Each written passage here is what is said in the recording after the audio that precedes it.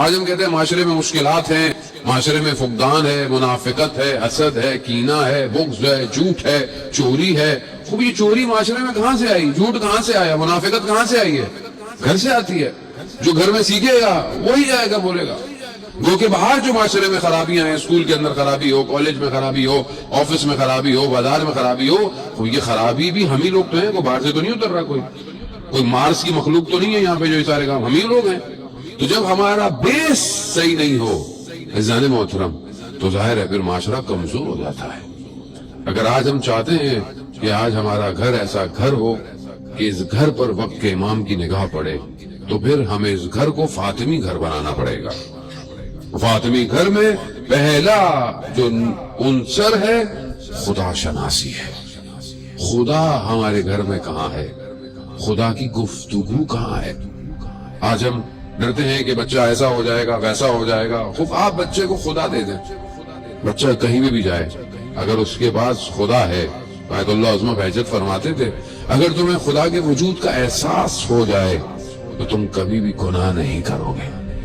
وہ آپ خدا دیں، خدا تک پہنچائیں۔ اگر ایک جوان خدا تک پہنچ جاتا ہے تو وہ رات کی تاریکی میں گناہ نہیں کرتا، وہ رات کی تاریکی میں سجدے کرتا ہے۔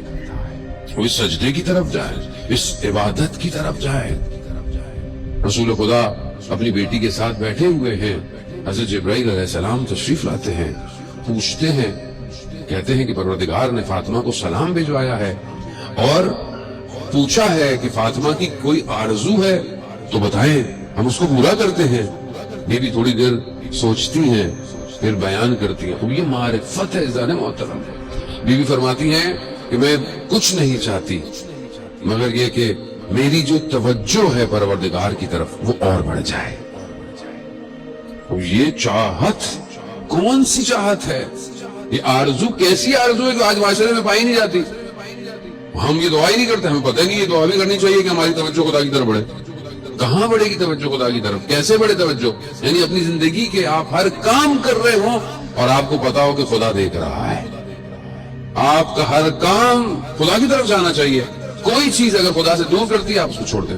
توجہ یہی ہے نا۔ مگر کیمرہ لگا ہوا ہے اور آپ گاڑی لے کے جا رہے ہیں، سگنل جو ہے وہ ریڈ ہے لیکن آپ کو پتا ہے کہ میں یہاں سے نکلوں گا، کیمرہ دیکھ رہا ہے، چلان ہو جائے گا، تو آپ کی توجہ کہاں ہے؟ کیمرے کی طرف۔ اور اگر آپ دیکھیں نہیں یہاں تو کیمرہ نہیں ہے تو لوگ ادھر جاتے ہیں، کوئی چلان نہیں ہوگا، پولیس والا بھی نہیں کھڑا ہوا، کچھ بھی نہیں ہوگا۔ تو اس کا مطلب کیا ہے؟ توجہ اگر رہے کہ کوئی کیمرہ ہے تو زندگی کے ہر موڑ پہ ہم کبھی بھی حدود الہی کو کراس نہیں کریں گے۔ توجہ یہی ہے۔ ہم جب نماز میں کھڑے ہوتے ہیں، میں اپنی بات کر رہا ہوں، کیا نماز میں میری توجہ پروردگار کی طرف ہے یا نہیں ہے؟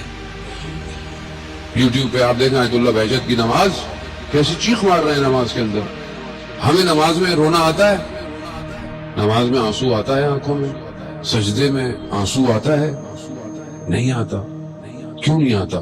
توجہ نہیں ہے۔ خدا کی طرف ایک لمحہ توجہ ہو جائے، انسان اس عبادت کی طرف بڑھے گا کہ تیر پاؤں سے کھینچ لیا جائے مگر احساس نہیں ہوگا۔ خوب عبادت توجہ چاہتی ہے انسان۔ وہ انسان ساری زندگی گزر جائے میری طرح، انسان کی داڑھی بال سب انسان قبر کی طرف ہے، اور کیا کتنا جیے گا آدمی۔